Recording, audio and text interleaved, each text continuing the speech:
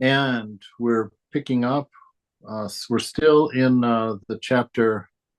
What chapter are we in here? A visit to Vaishnava. Is that what one we are?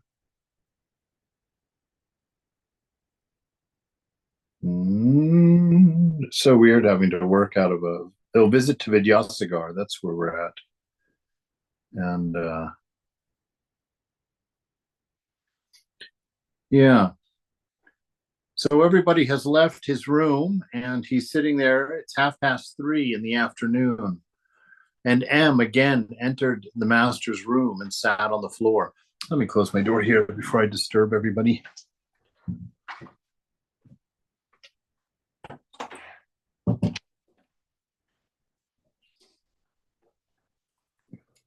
I was talking to the neighbor the other day. Her name's Kathy.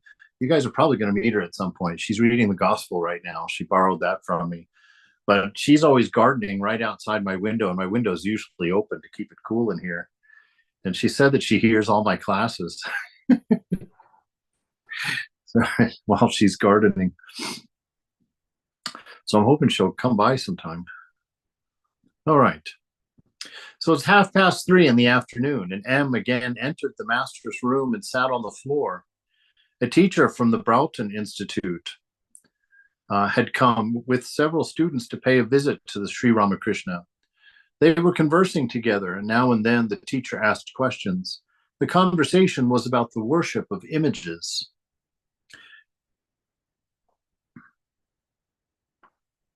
The master to the teacher, what is wrong with image worship? The Vedanta says that Brahman manifests itself where there is existence, light, and love. Therefore, nothing exists but Brahman. Brahman. How long do small girls play with their dolls? As long as they are not married and do not live with their husbands. After marriage, they put the dolls away in a box. What further need is there of worshiping the image of God after you have the vision of God? Right? And this is always an important thing for us to remember. It's that religion, we often think that it's the end game. You know, we talk about, oh, I'm a Christian, oh, I'm a Muslim, oh, I'm a Hindu, as if that's the defining factor, as if that's the religion is for its own sake, that that's what we are. But really, you know, religion is just the training wheels. Religion is just training wheels to tag on to ourselves, you know, until we come to the realization of the nature of who we are, the understanding of what all of this is, what life is, and how to live it in a way that keeps us free and keeps us full of joy, full of bliss.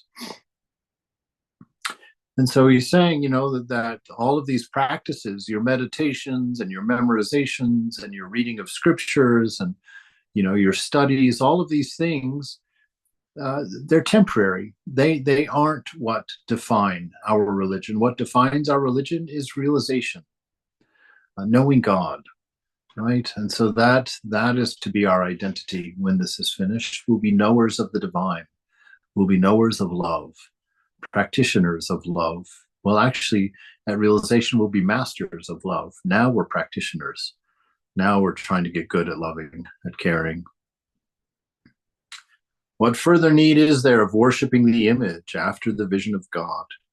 The master glanced at M and said, one attains God when one feels yearning for him. An intense restlessness is needed. Through it, the whole mind goes to God.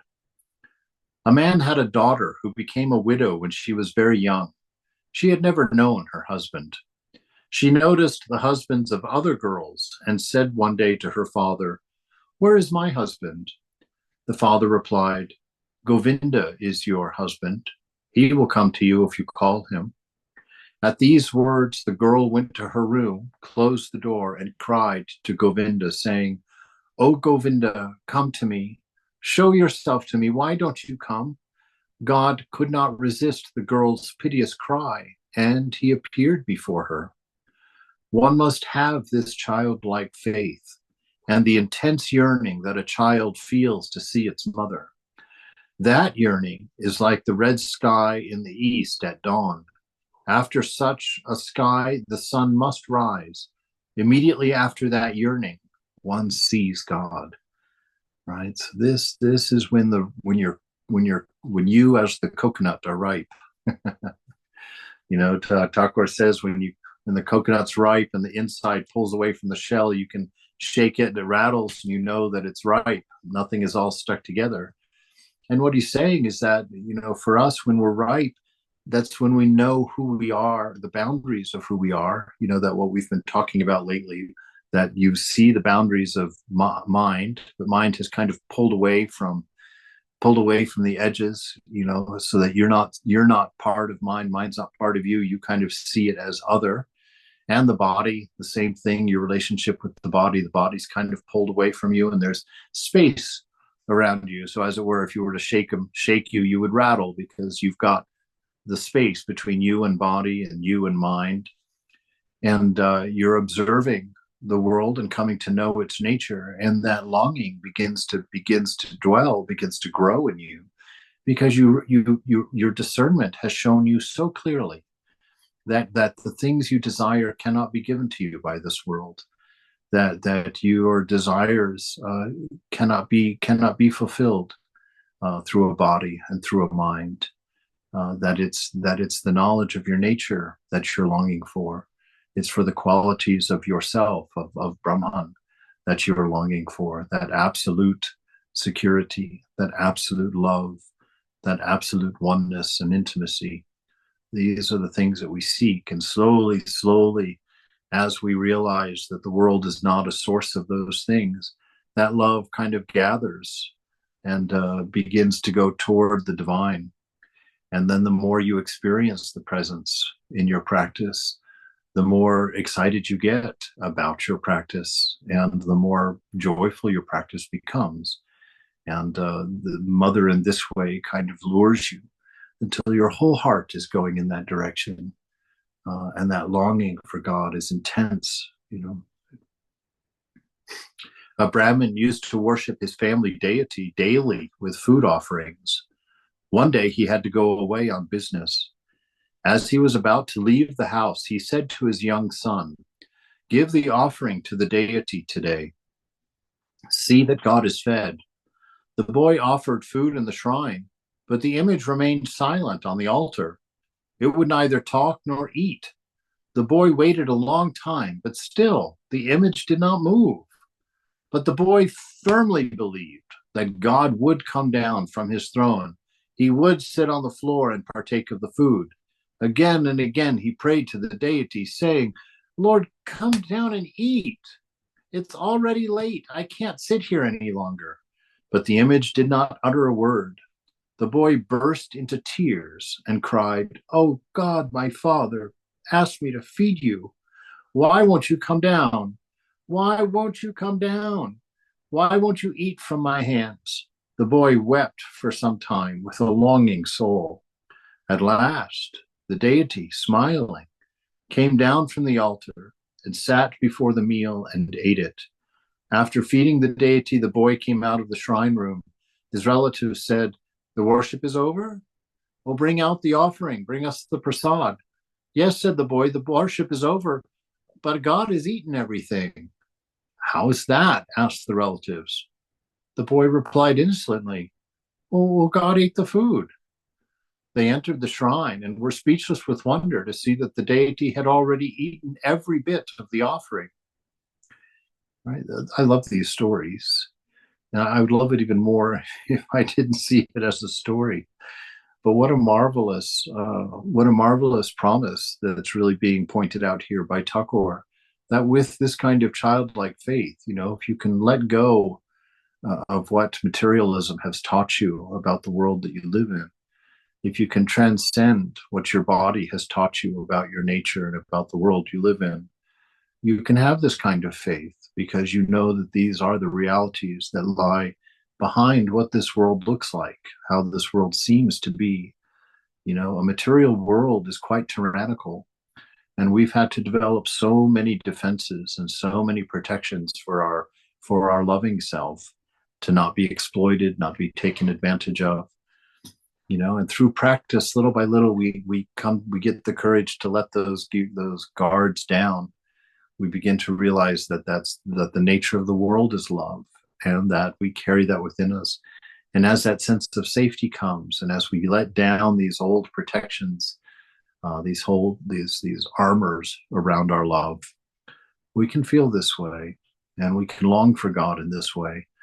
And I believe that we will experience God in this way. But it takes a lot of practice, and it takes a lot of opening up, and it takes a lot of letting go, and it takes a lot of discernment, watching carefully, because you believe we've been taught such wrong things about our existence. So we have to unlearn all of those things. Late in the afternoon, Sri Ramakrishna was talking to M. They were standing on the south side of the Nahabat. Since it was winter, the master was wrapped in his woolen shawl. Master: where will you sleep? In the hut in the Panchavati? M: won't they let me have the room on the upper floor of the Nahabat? M selected the Nahabat because he had a poetic temperament. From there, he could see the sky, the Ganges, and the moonlight, and the flowers in the garden. Master: oh, they'll let you have it. But I suggested the Panchavati because so much contemplation and meditation have been practiced there, and the name of God has been chanted there so often. It was evening. Incense was burning in the master's room. He was sitting on the small couch, absorbed in meditation. M was sitting on the floor with Rakal and Latu and Ramlal. The master said to M: the sum and substance of the whole thing is to cultivate devotion for God and to love him. At Sri Ramakrishna's request, Ramlal sang a few songs, the master himself singing the first line of each one. So the sum and substance of everything, Thakur says, is to cultivate for devotion for God, right? Cultivate love for God. And how do you do that? You don't have to run to the scriptures to figure that out. Think about it. How do you cultivate love with somebody? It's a little edgy for me to bring out these old examples of high school sweethearts, but that memory teaches me so much about how to cultivate love for God.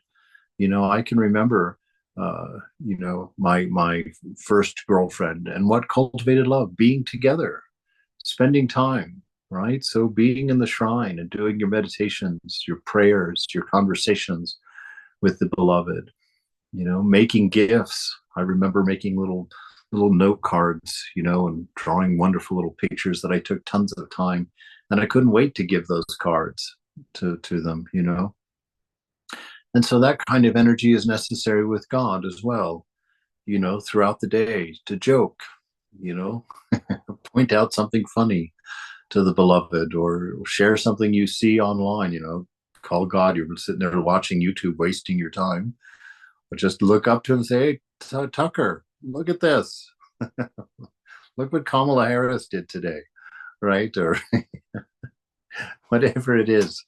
But get into the habit of sharing your life with the beloved, so that you work up that awareness of that constant presence, so that it doesn't leave you. And come up with clever ways, come up with interesting ways. We talked about making your own name up for the beloved. Do that. Come up with a lovely nickname that you don't tell anybody, only God knows, that you call,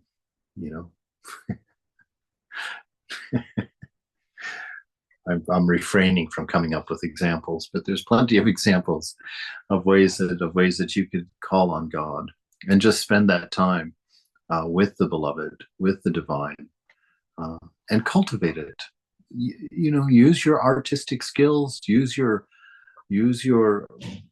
athletic skills.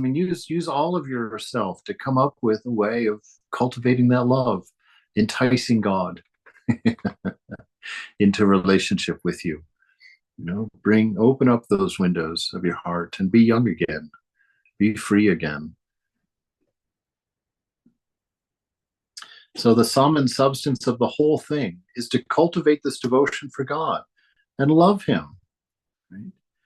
Now they're singing a few songs. Ramlal sings, Oh, what a vision I have beheld in Keshav Bharati's hut. Gora, in all his matchless grace, shedding tears in 1,000 streams. Like a mad elephant, he dances in ecstasy and sings, drunk with an overwhelming love.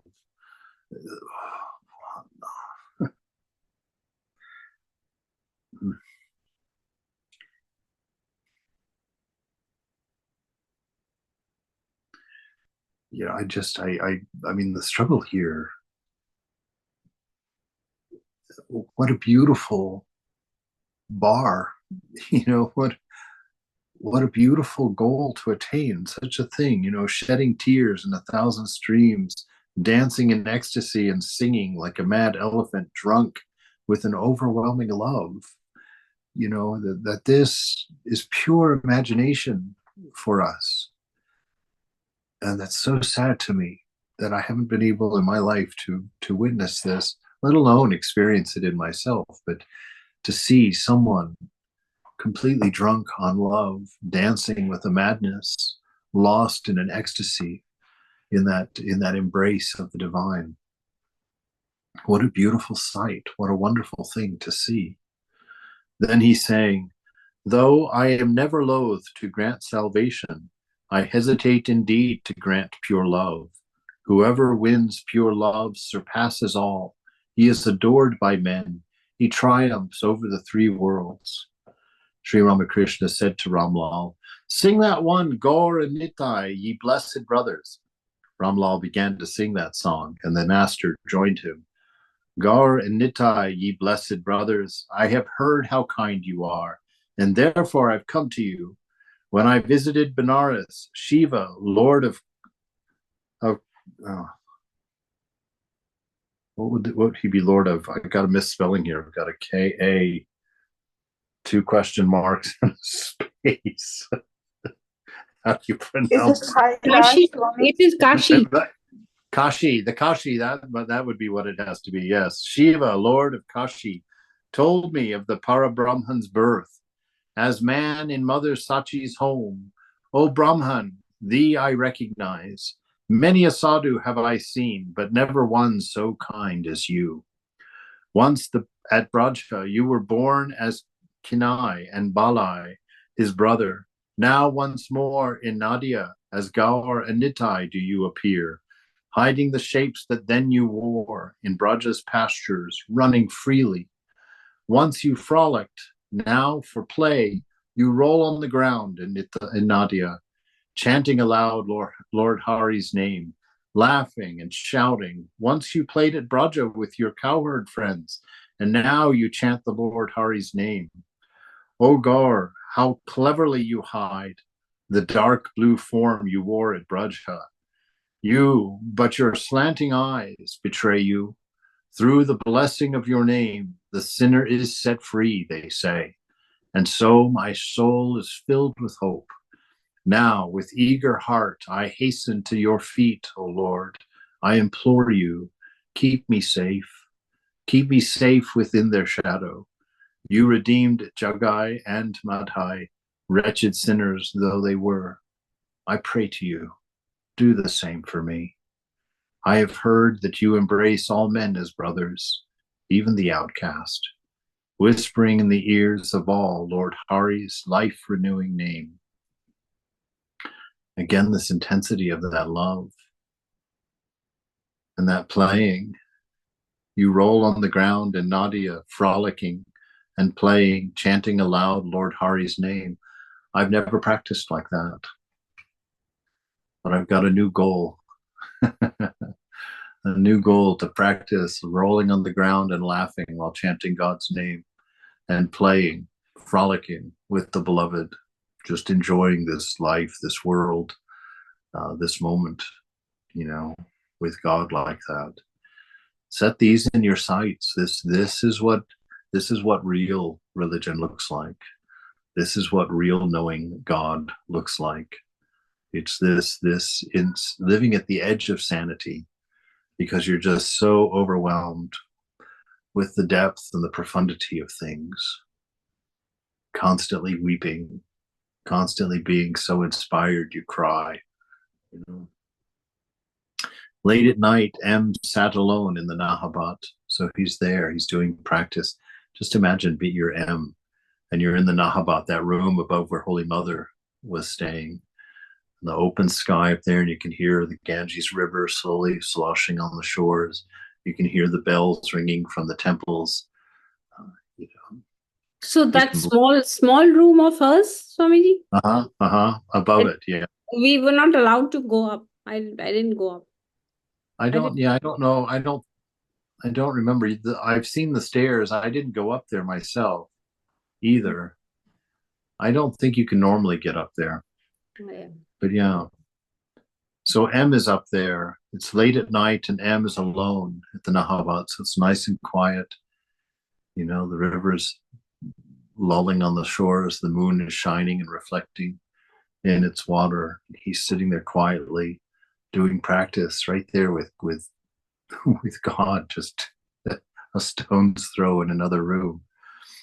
The sky, the river, the garden, the steeples of the temples, the trees, and the Panchavati were flooded with moonlight. Deep silence reigned everywhere.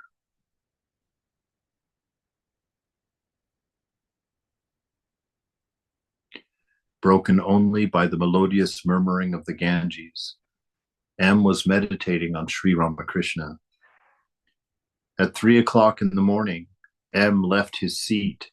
He proceeded toward the Panchavati as Sri Ramakrishna had suggested. He did not care for the Nahabat anymore and resolved to stay in the hut in the Panchavati. Suddenly he heard a distant sound as if someone were wailing piteously. Oh, where are you, brother Madhusudan? Madhusudana. Madhusudana. Madhusudana. Madhusudana. It's Krishna. Oh, where are you, brother Madhusudana? The light of the full moon streamed through the thick foliage of the Panchavati. And as he proceeded, he saw at a distance one of the master's disciples sitting alone in the grove and crying helplessly. Oh, where are you, brother Madhusudana? Madhusudana.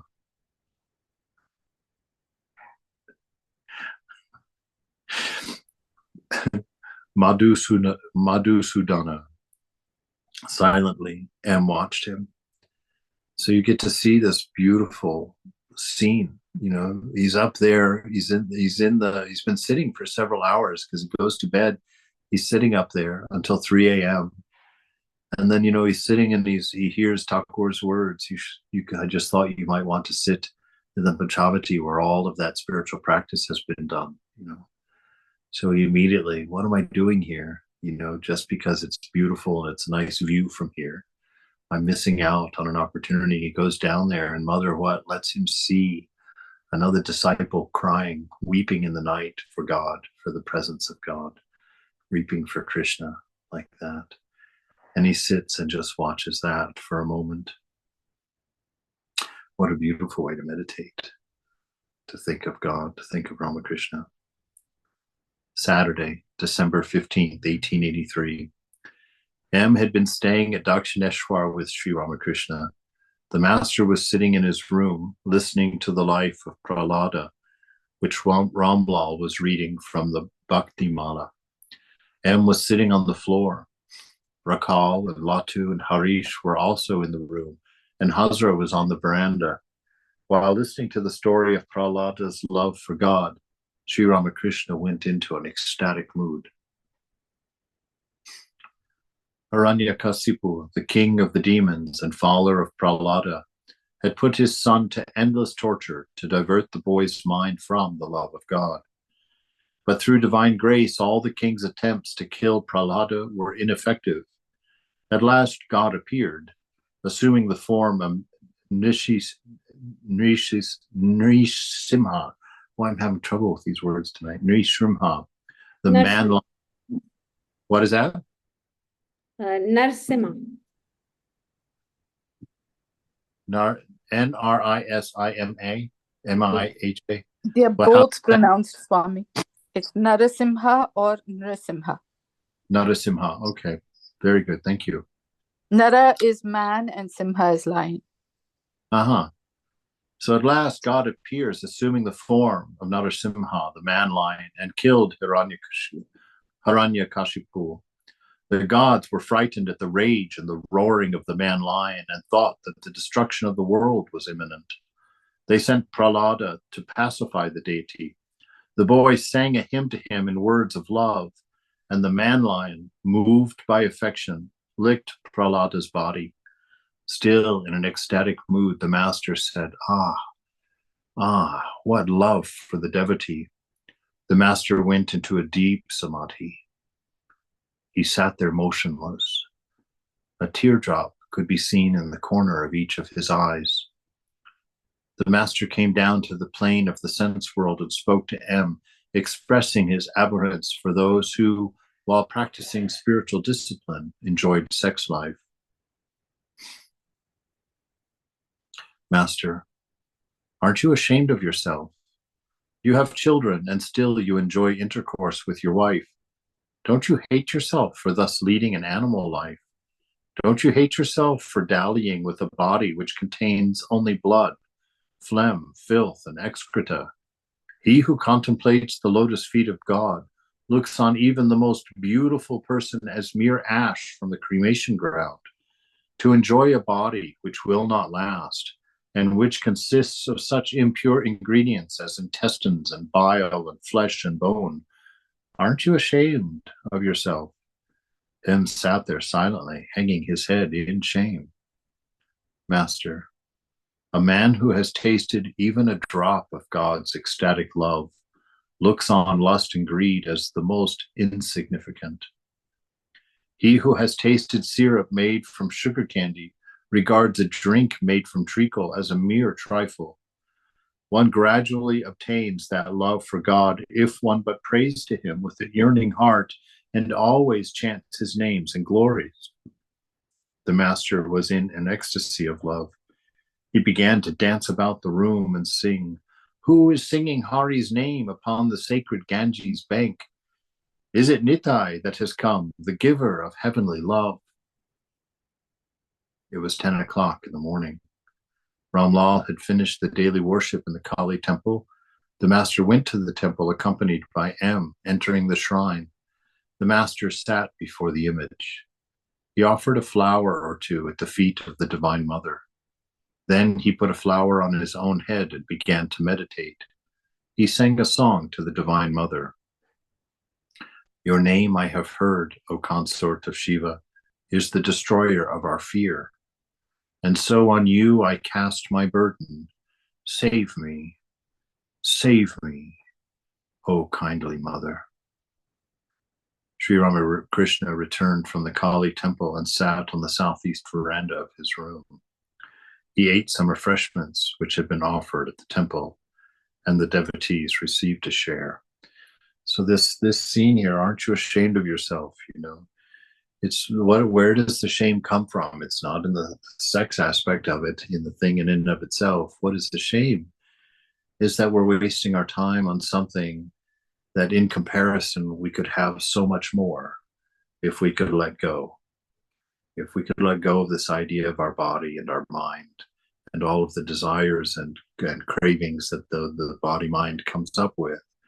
If we could transcend that, if we could let go of that, we could sit in ecstasy in the presence of God, like these people we were reading about that are rolling on the ground, laughing and weeping and dancing because of ecstasy, because of an ecstatic knowledge of the reality, that is our inheritance, that this is what we are for. This is what real life is to be.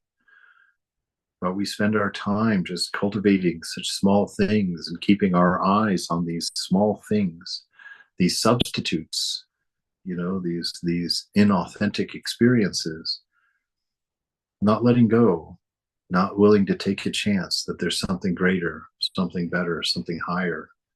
We continue to turn and go back and feed on our smallness,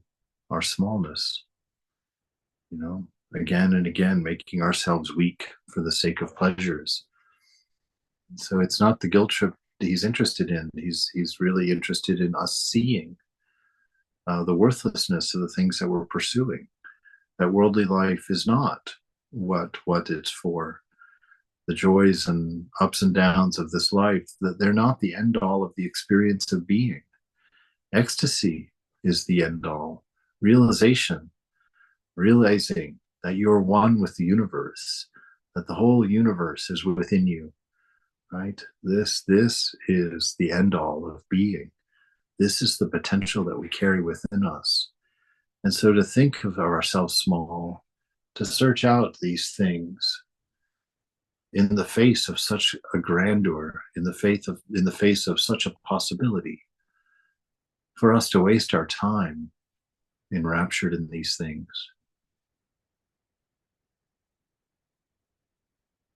for us to hold ourselves down, that's the shame. And it's not a shame like in the sense of a shame to others. It's in our own self. Look what I could have had by now. Look what I could have known about God. Look what I could have realized if I hadn't spent so much of my time in lust and greed, in distraction. It's good to take a hard look, not to dwell in the shame, but to let it encourage us to let go. Let us turn our eyes toward this magnificent ideal, this magnificent possibility, and let us go. Let us prepare ourselves. Let us try it.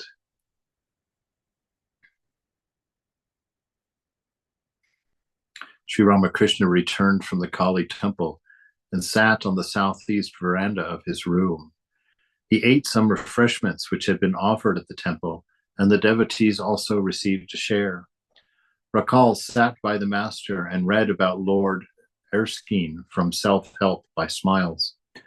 Master to M. What does that book say? M. It says that Lord Erskine performed his duty without desiring any result for himself. Disinterested duty. Master. Oh, that's very good. But the characteristic of a man of perfect knowledge is that he doesn't keep a single book with him. He carries all his knowledge on the tip of his tongue. There's the instance of Sukadeva. Books, the scriptures, they contain a mixture of sand and sugar. The sadhu takes the sugar, but leaves aside the sand. He only takes the essence. Vaishnav Charan, the musician, arrived and sang a few songs. M spent the night in the Nahabat again. This carries all his knowledge on the tip of his tongue. You know what that means? That means he's living it. He doesn't have to read about it. He doesn't have to memorize it. He is it. He's experiencing God. He's experiencing the truth. He knows the truth inherently because he has become a part of it. He's laid down his wrong thinking. He's laid down his untruth, laid aside the small things of the world and is now a knower. He doesn't have to quote scripture. He can turn to you and laugh and tell you about God like his best friend. I walked with a Swami back in 1999 when I was in Mayavati. Yeah, Mayavati. He would go for a walk every afternoon at 4:00. And that was really they were my first Vedantic experiences was that trip to India. And so I was walking with this Swami every afternoon. And the reason that I enjoyed it so much is that for the first time in my life, I was hearing somebody talk about God as if they knew him. It was the first time ever, because in every other conversation I had ever had in my life about God, there was always a scriptural reference. In John 3:16, in 1 Corinthians 13, 1-8, in Romans 8. It was always referential, and nobody ever said anything about God without some sort of reference to it. And for the first time in my life, I was walking with someone who was talking about God in the first person, talking about God and tearing up as he told his stories, and was sharing the things he knew. And it was such a beautiful thing to be walking there in the mountains in Mayavati and watching this person tear up as he told me about God, as he taught me about God. And that was the final piece that put me in the monastery. Was that he was the fifth piece. You know, in the gospel, I believe it's in the gospel where Sri Ramakrishna, talks about, the almanac can say, you're going to get 3 feet of rain, but you can't wring a single drop out of the book itself. Yeah. He's telling you that it's not in the book, it's in the existential experience. Yes. Yeah, that's the thing. Scriptures is a pointer. It's a finger pointing at something that you can experience in life. That's what it's for. The books are not the religion. The experience is the religion. Seeing God is the religion. It's not the scriptures. It's not the instructions. It's not the rules. It's so much more. It's life itself. It's freedom. And religion it's meant to throw away these scriptures. They're child's play. After you've gotten your doctorate, after you've written your dissertation, as it were, you throw these things away, and now you go and you live with them. You live your life on those principles. In those principles, you become them. They flow from you. God flows through you.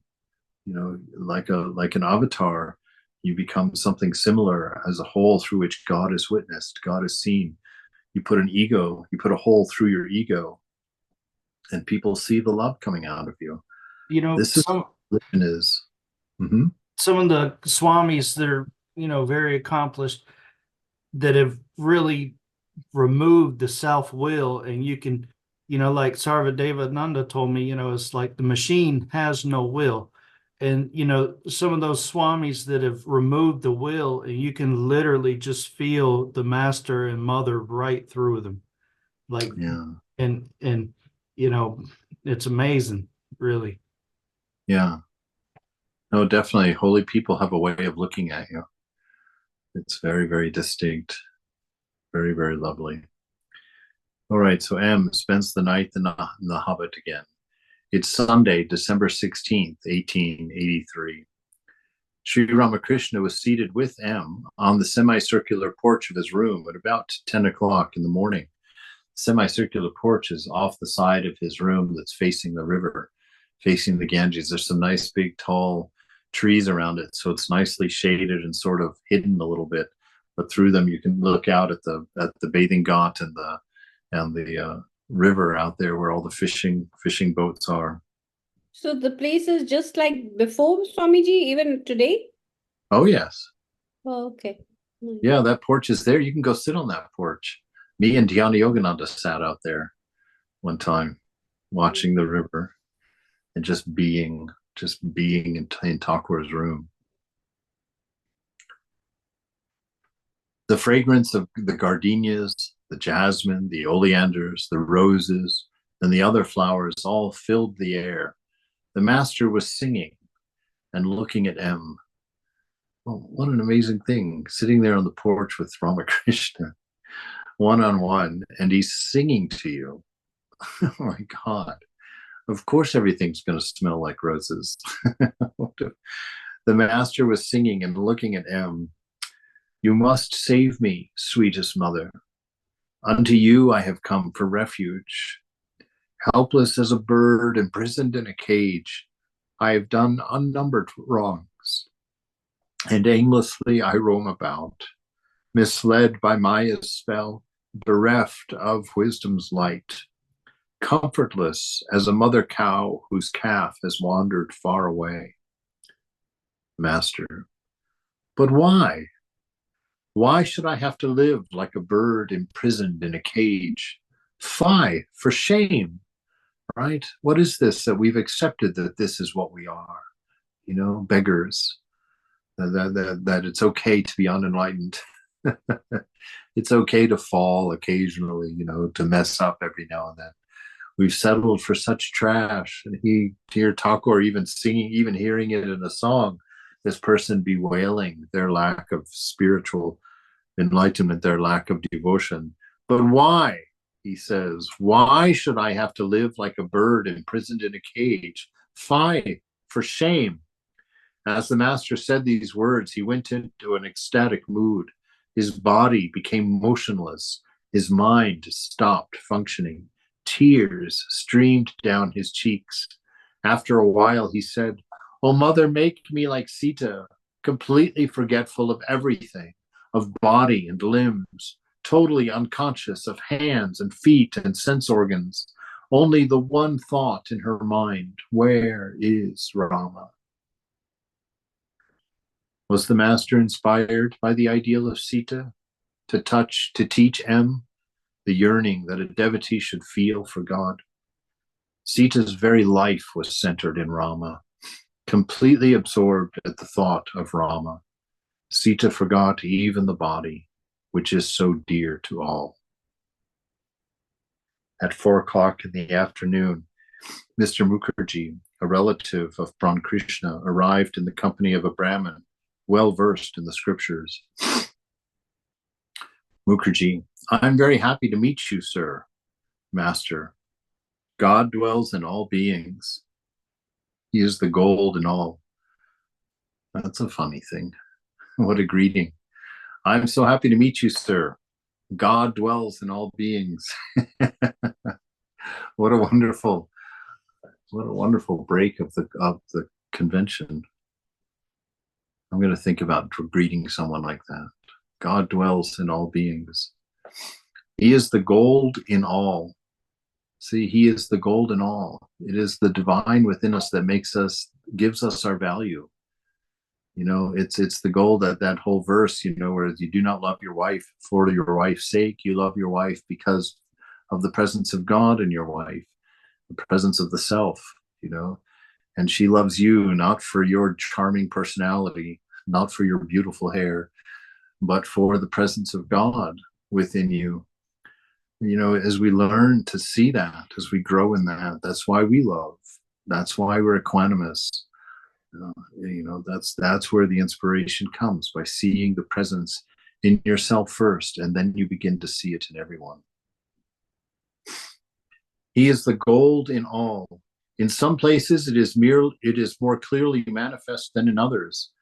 God dwells in the worldly minded, no doubt, but he is hidden there, like gold under deep layers of clay. Mukherjee, sir, what is the difference between worldly and otherworldly things? Master, while striving for the realization of God, the aspirant has to practice renunciation, applying the logic of neti, not this, not this. But after attaining the vision of God, he realizes that God alone has become all things, right? So God's saying that we have to renounce in the beginning state, while we're wrongly identified with body and mind. We have to renounce the things of body. We have to renounce the things of mind. We have to push them away so that we can get the mind to quiet down and then come into a direct contact with our real nature. Stop buzzing in the noisy mind, stop floating above, but come down and have an experiential knowledge of what we are, of who we are. And this neti is, you know, going along and saying, finding those things in you, you know, you feel the body, you feel your fingers as you touch them, you're like, that is not me. And you keep that sensation and you look at it in your mind's eye and you're like, you just remind yourself, that is not me. And you go and you feel all the aspects of body that you have available to you. And each one of them, you're like, that is not me, not this, not this. The mind, as each of the thoughts arises in the mind, you're like, no, not that thought, not that, not that, not that, not that. And by doing that, you establish that boundary, that space between you and body, that space between you and mind. And then intuitively in that silence, you come to know self, when nothing is telling you otherwise, nothing is describing things to you. While striving for the realization of God, the aspirant has to practice renunciation, applying the logic of neti, not this, not this. But after attaining the vision of God, he realizes that God has become all things. So you give it all up only to get it all back. but you get it all back in a very different way. It's no longer separate from you, and it's no longer pulling at you and deluding you. It is now singing the same song as the soul. It's a direct manifestation of the beloved, the divine. So this renunciation, we do have to practice renunciation. We really do, you know, especially if we're bhaktas, you know, practicing devotion, because devotion without renunciation is just sentimentality. There's not much power there, you know, but you put devotion together with renunciation, there's power. There's the manifestation of truth, of God. At one time, Rama was overpowered by the spirit of renunciation. Dasaratha, worried about this, went to the sage Vashishta and begged him to persuade Rama not to give up the world. The sage came to Rama and found him in a gloomy mood. The fire of intense renunciation had been raging in the prince's mind. Vashishta said, Rama, why should you renounce the world? Is the world outside God? Reason with me. Rama realized that the world had evolved from the Supreme Brahman, so he said nothing. Buttermilk is made from the same substance as butter. One who realizes this knows that butter goes with buttermilk and buttermilk with butter. After separating the butter with great effort, that is to say, after attaining Brahmajnana, you will realize that as long as butter exists, buttermilk also exists. Wherever there is butter, there must be buttermilk as well. As long as one feels that Brahman exists, one must also be aware that the universe, living beings, and the 24 cosmic principles exist as well. There's a little teaching here that's kind of popping up in my head, so I'll kind of share it. You know, what he's saying here is, you know, that the Rama was absorbed in renunciation. You know, renunciation was just the primary thing for him right there. And God himself is coming to him and saying, hey, wait, why are you renouncing? And he's not, we shouldn't make the mistake that he's telling Rama that you don't need to renounce. You know, in that sense, what he's telling Rama is like, renunciation is not the point. You've got renunciation. Look at you, you know, you are a renouncer. It's like, now, after you've renounced, after you've done the purification, now your task is to put it all back and see the beloved everywhere, you know, see God in everything and everyone, and all of that. Then, you know, the fruit of renunciation has been born at this point. And so Krishna is coming in and telling him, you know, or Vashishta telling him, what Brahman is cannot be described in words, right? And we've talked about that. It's not that there's no words for it. It's that the very nature of the structure of words is illegal for God. There is no past, present, and future. There is no subject, object, verb, or relationship. There is no time, space, causation. And language needs all of those things in order to describe something, to say something. And so God does not fit in the mind, right? God is beyond everything. What Brahman is cannot be described in words. Everything has been polluted, like food that has touched the tongue. That is, everything has been described in words, but no one has been able to describe Brahman. It is therefore unpolluted. I said this to Vidyasagar, and he was delighted. But the knowledge of Brahman cannot be realized if the aspirant is worldly minded, even in the slightest degree. Right? So we can't have our realization if we're worldly minded, right? If we approach this world as a body mind, right? If we look for anything satisfying or enjoyable through the body mind, through the senses, we won't be able to have our renunciation. And even if it was given to us by grace, we wouldn't be able to hold on to it, right? Because those weeds that we haven't renounced would cover it up again in no time.